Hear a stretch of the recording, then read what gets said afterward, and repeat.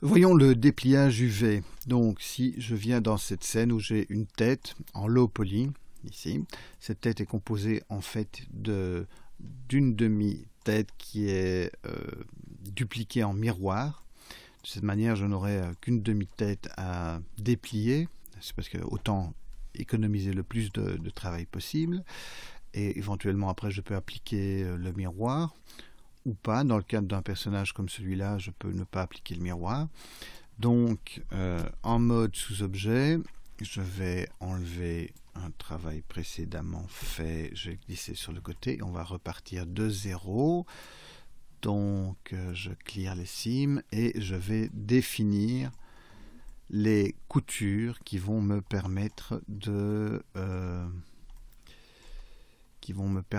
déplier cette forme. Juste une petite chose, j'ai remarqué que j'avais un petit souci ici. Je vais donc vite fait alors point pour focaliser sur cette zone là. Je vais souder ces points, Alt M Center, et je vais redéplacer ce point. Donc j'ai activé dans le mirror le clipping qui me permet d'avoir les points qui sont d'office limités au centre. J'ai encore un petit souci ici. Voilà, si je bouge, automatiquement mes points vont être donc vont se souder automatiquement au centre grâce au clipping. Voilà. Voilà, enfin c'est pas très indispensable de faire cette opération pour le dépliage UV, mais comme ça l'objet est plus correct. Donc j'ai cette tête et je vais commencer à la déplier. Qu'est-ce que je vais garder? Forcément je vais séparer la chevelure du reste, les oreilles, enfin l'oreille dans ce cas-ci puisqu'il n'y en a qu'une, du reste aussi. L'avantage avec la version 2.8, c'est que dès que je vais lancer le dépliage automatique, le unwrap, après avoir marqué mes coutures, il va tenir compte de la géométrie et me la déplier un peu plus facilement qu'il ne le faisait avant. Donc l'algorithme a été revu, tant mieux. Je vais déjà détacher l'oreille, donc je vais passer en mode Edge, sélectionner avec le Alt enfoncé la ligne qui se trouve à la séparation. Maintenant il faudra que je refasse celle-ci parce que là il s'arrête. Pourquoi? Parce que je suis face à ce qu'on appelle une étoile. J'ai plusieurs edges qui se concentrent sur un seul point et donc qui se terminent sur un seul point, et donc là on voit ça fait une forme d'étoile et donc il ne sait pas s'il doit continuer ou pas. Vous allez me dire il a fait pareil là en dessous, mais ça semblait plus évident pour lui de pouvoir continuer en tout cas. Ah non, il l'avait pas fait non plus. Donc voilà, dès qu'on a une étoile, bah oui, voilà, c'est ça. Dès qu'on a une étoile, c'est fini. Il ne va pas plus loin. Donc je vais marquer les cimes ici. Pareil pour le tour de la chevelure. Majuscule Alt enfoncé pour sélectionner un peu plus. Voilà, ici, il fait jusque là, là, là. Ok. Alors cette chevelure, si je veux la mettre à plat, inévitablement il va falloir que je rajoute en fait une couture ici, de manière à pouvoir l'ouvrir. C'est aussi une question d'habitude. Une fois que vous aurez fait ça quelques fois, vous allez tout de suite voir les endroits où vous pouvez mettre des coutures. Voilà, si je fais un mark seam. Petite astuce par rapport à ces histoires de couture, il faut bien réfléchir où vous les mettez par rapport à la manière dont les objets vont être utilisés dans la scène. Laissez-moi vous raconter une petite anecdote. Il fut un temps où, si je vais dans ma Dropbox, je dois encore avoir ça, voilà, petit dragon. Donc ceci c'est de la 3D, de la 3D rendue cartoon. Et donc pour l'histoire de ce petit dragon, j'avais modélisé ce dragon, donc c'est fait dans Maya.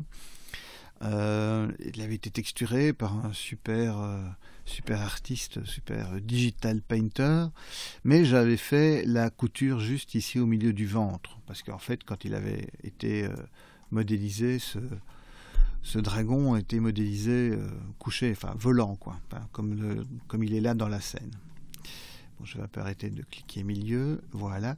Et donc, j'avais fait donc cette couture ici bien au milieu, ce qui ne gênait pas quand on le voyait voler, mais par contre, comme dans la plupart des plans du pilote, puisque c'était un pilote pour une série, eh bien, il était debout et il marchait, et donc on voyait cette couture. Donc j'ai dû refaire le dépliage pour mettre la couture sur le dos, ce qui était nettement plus logique, j'aurais dû y penser dès le départ. Et donc l'artiste m'a largement bien reproché d'avoir dû refaire sa texture, puisque effectivement le dépliage était différent. Donc voilà, c'était une petite anecdote pour vous parler du fait que le dépliage UV peut être très pénible, mais aussi surtout doit être très réfléchi. Bon, revenons à notre modèle ici un peu plus simple. Je vais séparer le cou, donc je vais laisser l'arrière du cou et comme ça je pourrais avoir, enfin quoique à la limite je pourrais même ne pas spécialement séparer cette partie là, mais je vais séparer en tout cas la face du cou. Voilà. En général, ce qui est toujours intéressant quand on utilise les coutures, c'est de faire des coutures qui soient perpendiculaires, de manière à pouvoir bien déplier. Dans le cas de ce genre de forme assez simple, on voit tout de suite que ça peut facilement se mettre à plat, sans avoir trop de découpe. Ici, le tour du cou, c'est presque un cylindre, donc il peut se mettre assez facilement à plat. On va vérifier tout de suite. Donc quand je fais le marque sim, voilà, et que maintenant je sélectionne le tout, A pour tout sélectionner, hein, je vous rappelle, U pour appeler le menu de dépliage, et je fais un unwrap. Voilà, j'ai en fait mes différents éléments. Ceci est l'oreille, CTRL L. CTRL L pour sélectionner tout ce qui est lié en soi. Ici, c'est le cou. CTRL L, je vais le pivoter, rotation, R. Alors, j'ai pour le déplacer. Si je veux me rendre compte, ceci devrait être les faces qui sont proches du visage ici. Si je sélectionne par exemple la face qui est ici, je vois qu'effectivement ce sont les faces qui sont ici au-dessus, donc je peux tout resélectionner. Alors il y a une autre manière de faire pour voir les différentes faces. Je peux activer en fait, je pense que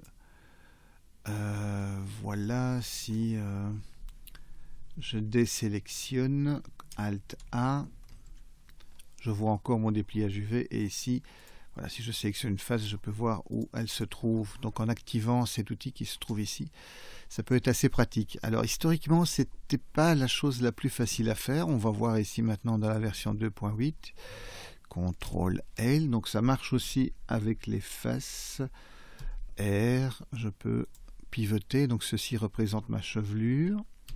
Je vais la mettre vers le haut. Ceci représente le cou, CTRL L, je vais le déplacer vers le bas, et ceci représente mon visage, CTRL L, je vais faire une rotation et le déplacer. Alors on va un peu remettre les choses en proportion, donc je vais changer légèrement la taille ici, voilà, CTRL L, G, je vais me mettre comme ceci. Alors il me faut de la place pour tout mettre évidemment, donc je vais redescendre et redescendre aussi la chevelure. Donc je ne dois jamais avoir ce qui se passe ici, des UV qui sont l'un sur l'autre. C'est très mauvais.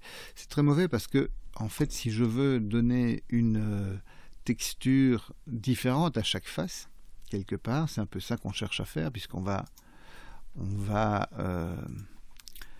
texturer l'objet en lui donnant certaines particularités. On va mettre des yeux sur ce visage, on peut lui mettre une moustache si on veut, enfin tout ce genre de choses. Alors je vais peut-être faire une petite rotation pour essayer de caler, pardon, CTRL L, voilà, rotation pour essayer de caler l'ensemble. Tout doit tenir dans ce alors, c'est une histoire de puzzle, hein. Comment je place mes choses, c'est une partie qui n'est pas des plus plaisantes dans le dépliage UV, c'est d'arriver à se donner, voilà, quelque chose dans ce goût-là. Donc je vais faire en sorte qu'ils ne soient pas trop proches l'un de l'autre, qu'il y ait une petite séparation entre les différents éléments. Maintenant je peux toujours replacer un petit peu ces UV, donc si je reviens en mode UV, dans ce cas-ci ce ne sont pas les points, dans ce cas-ci ce sont les UV. Voilà. Alors je vais me déplacer, hop, ce qui va me permettre, dans le cas du coup, les étirements ne devraient pas être trop forts. Alors, pour voir ce que donne un dépliage UV, donc on voit ici, il me fait la connexion entre les points qui sont censés se lier entre eux. Donc là, il faut faire très attention, parce que si vous bougez les deux, voire les trois, ou plus. Donc, pour voir un petit peu ce que peut donner ce dépliage UV, effectivement, si je mettais une texture sur l'objet, je peux en fait lui appliquer un matériau, on va dire temporaire. Donc je vais venir dans le shading, dans le workspace shading, en sortant peut-être d'abord, voilà, de mon mode sous-objet. Je vais il a donc un principal BSDF. J'ai pas tout à fait besoin de ce shader là, je vais plutôt prendre un truc de base, donc je vais ajouter un shader diffuse, je n'ai pas besoin de plus. Voilà, donc celui-là je n'en ai pas besoin pour le moment, on rappellera ça plus tard quand on fera effectivement la texture finale de l'objet. Et ici en fait je vais lui ajouter une texture image. Alors cette texture image, ce sera en fait une nouvelle texture et je vais lui demander un UV grid ou un color grid. Vous avez le choix entre les deux. L'UV grid, c'est une sorte de damier. Voilà, de damier qui donne une idée des déformations. Alors, ce que je pourrais faire, peut-être, on va en fait ne pas prendre celle-là, on va prendre plutôt l'autre, comme ça vous voyez la différence, le color grid. Ok, donc il a une taille de 1024 sur 1024 par défaut. Voilà, le color grid c'est un petit peu mieux parce que vous avez des lettres et donc vous pouvez voir éventuellement les déformations de manière un peu plus flagrante. Une déformation c'est quoi? C'est par exemple ici on voit j'ai des lettres qui s'étirent. Donc quand je reviens dans mon UV texturing, si je me mets ici maintenant en texture, donc je peux voir au niveau du cou, si je prends cet UV et que je le déplace, on voit directement l'effet sur la texture et on voit comment cette texture pourrait être en fait étirée. Et l'idée évidemment c'est d'avoir le moins d'étirement possible. Bon, ici en bas, c'est un peu moins grave parce que le coup, sauf si évidemment on a un personnage qui est nu ou qui est en tout cas dans torse nu ou Dieu sait quoi. Donc là, il faudrait peut-être travailler un peu plus. Ici, on peut imaginer que son cou va être rentré dans un autre volume qui va correspondre à son torse, donc moins grave dans ce cas-ci. Et donc, ça permet d'avoir une visualisation un peu plus informée sur les déformations que provoque le dépliage UV. Donc voici, si maintenant je veux par exemple sur un autre objet, je vais prendre par exemple Suzanne, donc on va sortir de cette tête qui est très bien dépliée, ajoutons donc le mesh monkey, donc c'est Suzanne, je vais déplacer Suzanne et je vais lui donner une rotation. Donc Suzanne a son propre dépliage, déjà déjà prévue à la base. Donc si je sélectionne ces sous-objets, je vois elle a son dépliage. Imaginons que j'ai envie de changer un peu des choses. Je veux lui mettre par exemple une moustache et je voudrais isoler ses faces. Une chose que je peux faire, donc en sélection de face, je sélectionne juste ces faces. Et imaginons qu'il n'y a que ça qui m'intéresse, le reste n'est pas très important pour moi. Je vais me placer avec ma caméra dans une certaine vue, genre assez proche de ces UV. U pour appeler mon menu de dépliage, et je vais lui demander de faire une projection depuis la vue, Project from View. Et donc je vais avoir juste ces UV qui seront dépliés. On peut imaginer que le reste m'intéressant moins, je sélectionne l'ensemble des autres UV, je change leur taille, je déplace, hop, et je replace ceci, parce que c'est ici que je veux par exemple mettre un logo ou quelque chose, ou une moustache, ou je ne sais pas. Et le reste, elle a une seule et unique couleur, à part les yeux peut-être, qui resterait là. Bien séparé, donc il n'y a pas de souci. Et donc voilà, c'est comme ça que je peux isoler éventuellement une partie de mon mesh. Donc je peux faire une projection depuis la vue sur certains polygones. Ça c'est aussi quelque chose qui peut être assez intéressant.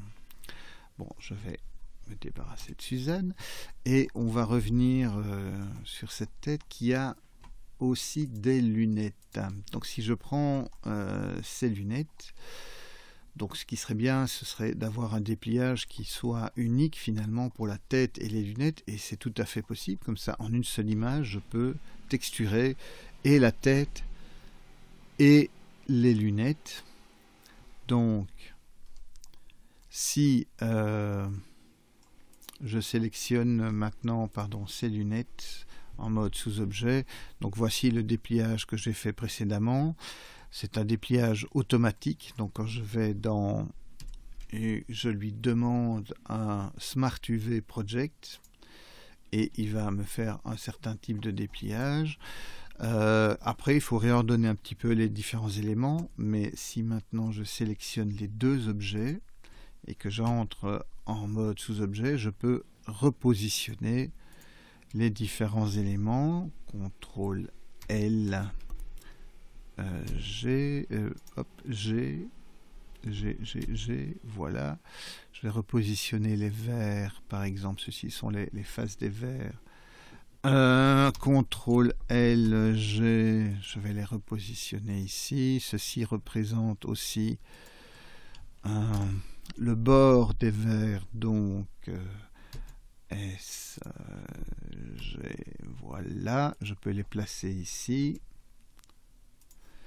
Et ceci,